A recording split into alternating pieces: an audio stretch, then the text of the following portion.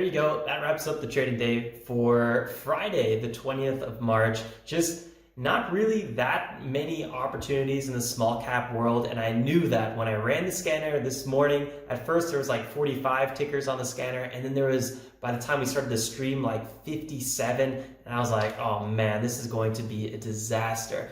Every time we have below 20 stocks on the gap scanner, I know it's going to be a good day because there's not that much going on and there's going to be clear lead gappers. Today, there was stuff moving all over the place, stuff we typically wouldn't trade, stuff without catalyst. A lot of the large caps were just bouncing off the bottom after, pulling back 70, 80% in the last 2-3 weeks. So there's just a lot of opportunity for traders in terms of trading whatever they want. But in terms of the small cap gap and go strategy, it was a little difficult because we didn't have those clean cookie cutter setups, unfortunately, which is fine. Kind of taking a day off, I guess you can say. So I'm ready to come back at it first thing on Monday.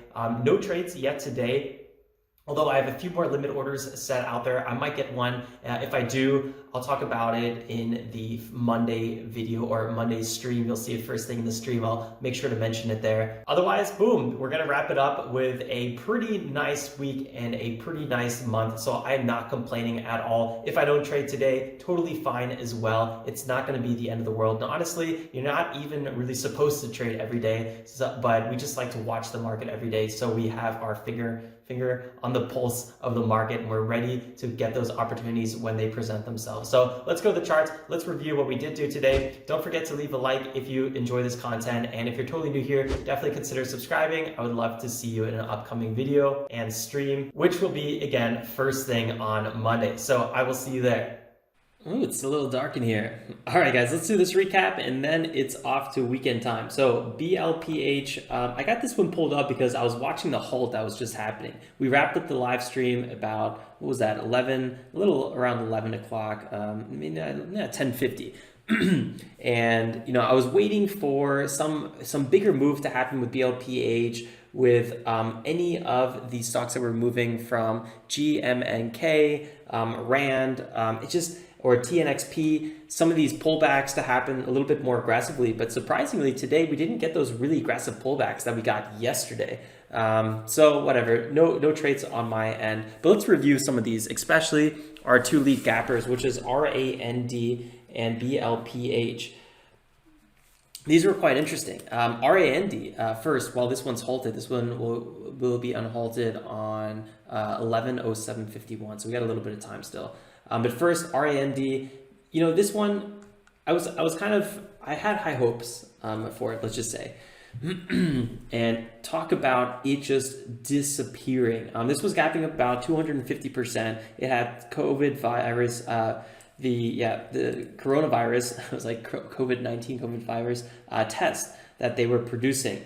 But then we got this notification, somebody pointed out in the chat room, that if you try to buy this, look what happens. You get this alert that opening transactions must be placed with a broker for this security. And we've gotten this before. And it basically means that TD Ameritrade does not think that its clients should be trading this, and they want to add additional verification methods to you. I called TD Ameritrade last time this happened because I was not able to do a dip buy that I was waiting for.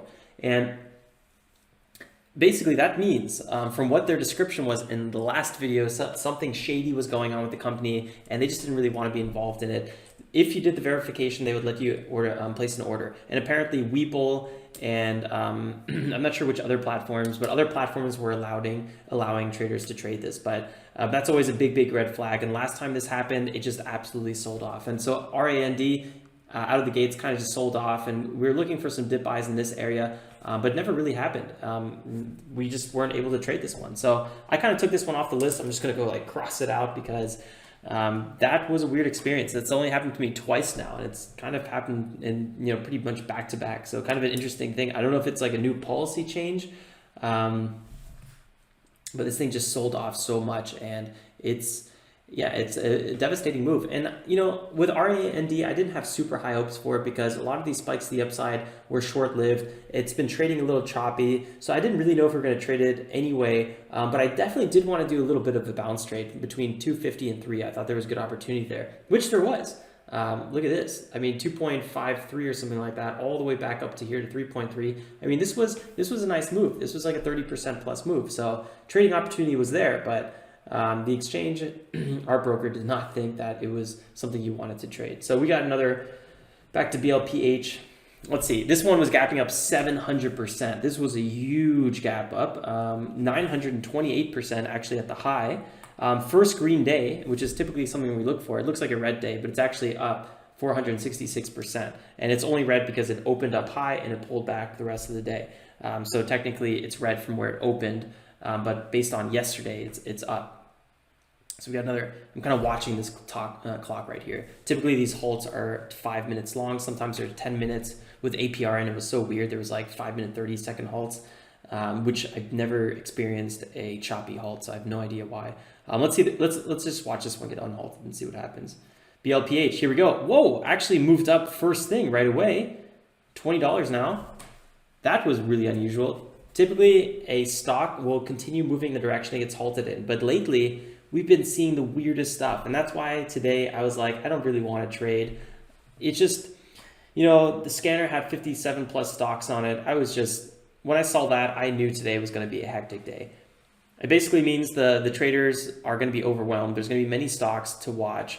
There's going to be a lot of chop in the market. There's going to be a lot of failed breakouts. People are probably going to be trading larger stocks like SPCE, which we were watching for a little bit as well. I actually have a little limit order on SPCE. We could talk about that in a second, but BLPH was up on COVID-19 vaccine news. It got an FDA approval for some of its drugs here. Just go here on the watch list a little bit. Right here, lexicon stop study early German. 1 second, BLPH, where was the one I was looking for? Yes, right here, FDA grants emergency expanded access for INO pulse for treatment of coronavirus. So it had big FDA approval news. So it's up a lot. And this is your classic biotech that kind of just pulls back over the years and, you know, reverse splits. And right now we're in this gap down area. Former resistance, new support, big pull from this area, and then big gap down area. I'm probably sure some warrants or something got exercised in this area, something shady happened. Never really recovered from that. And right now we're back to this key $25 area. I think if we break 25, I think the chance of us going to 32 is extremely high. So I'm going to keep watching this one a little bit. I would like to dip by this at one point. I don't know if we're going to get it, but I would like to do it. The halts on this thing have been so heavy. Just check out all the halts it's had today. But one thing I do want to point out with BLPH, and this is kind of mind-blowing to me to some extent. Well, not really mind-blowing because you see this over and over again, but specifically with BLPH, this reminded, I was like, I've seen this exact pattern before. Now let's go back to BMRA, which was a lead gapper earlier this week. Let me quickly show you guys what I'm talking about. And I did this on the live stream, but I kind of want to do it again here just to put it in history. So BMRA was also up on ginormous news on the 18th. And let's quickly go back to the 18th. So they were doing the shipment of the coronavirus test, $10 a test. That's absurd. That's a really, really expensive test. And let's move here. And they were gapping up about, right around here, 170%. They ran all the way up to 233%. But then they were kind of consolidating. They never really did much of a move after that. Pulled back, consolidated, a lot of failed breakouts. This was really, really tough to trade. And we ended the live stream a little bit before 11 o'clock. And like 20 minutes after the live stream, this thing, you know, pulls back one last time and then just rips. This was a huge rip. I think it was like 90%. Yeah, big move. And then extended hours, big moves as well. And, you know, now it's kind of on the backside of a move, pulling back and going back to Neverland. But BLPH, it's kind of in that early phase. So let's go back to that. Big move here, consolidating right around VWAP, a lot of failed breaks to the upside. So far it hasn't had it. So I'm waiting for maybe a potential move back to $15, a little bit of consolidation, maybe even below 15, 14.5 or something like that. I do think there is potential for this to rip to the upside. Long term, it also has a lot of failed breakouts. You know, a lot of these one big spikes to the upside. So be careful for that, because this thing could be a one-trick pony, could just be a one-day thing, and then it goes back to where it came from. So we'll see. I don't know. I don't want to get super aggressive right now. I'm zero on the day. and that's better than being negative. So I don't know. But again, I don't care if I'm negative on the day. I don't care if I'm green on the day. I just care that I'm consistently profitable over the long run. And if I have a small red day, that's totally fine. So I'm not going to not trade just to stay zero. I want to see, you know, if I see the right opportunity, I'm gonna get aggressive. But for now, I don't really see that right opportunity, so I'm probably not gonna get aggressive. Other than that, I mean, I wasn't really, I don't know, nothing was really blowing my mind. GMMK, this one we kind of were constantly looking at. I missed the entry on this one several times. I had limit order right below it, I think at 520 or 517 or something like that. I was waiting for a break of 5.5. We never really got it. We had this one crack here at 5.45, and then we had a really nice bounce. But you know, even a perfect entry and a perfect exit would have only netted about 15% on this one. So it's not even that great. I don't know. Nothing really, again, blowing my mind in terms of good opportunities. These guys had, let me quickly scroll up here, FDA authorization for a coronavirus test. Decent news, but they've been a choppy one to trade. A lot of resistance kind of in this area here at $7, and that's where we ran up to pre-market. So just kind of show you guys. Pre-market, we ran past this area, 9.5, had an initial bounce off the $7 and pulled back, and then $7 became resistance here at market open, and we pulled back ever since. Now we're kind of ranging this area, and this thing basically flatlined ever since. So the morning, like always, the first 30 minutes is the best time to get aggressive, and that's typically what I want to look for, but I just didn't find anything to get aggressive on. Volume's also a little bit lighter for such a big volatile day. I mean, kind of ignore these two companies, but these are the small caps down here, and none of these small caps really have that much volume. And GMMK actually is kind of more of a mid cap, so you kind of want to disqualify these two, and you kind of BLPH with 92 million market cap, also kind of high.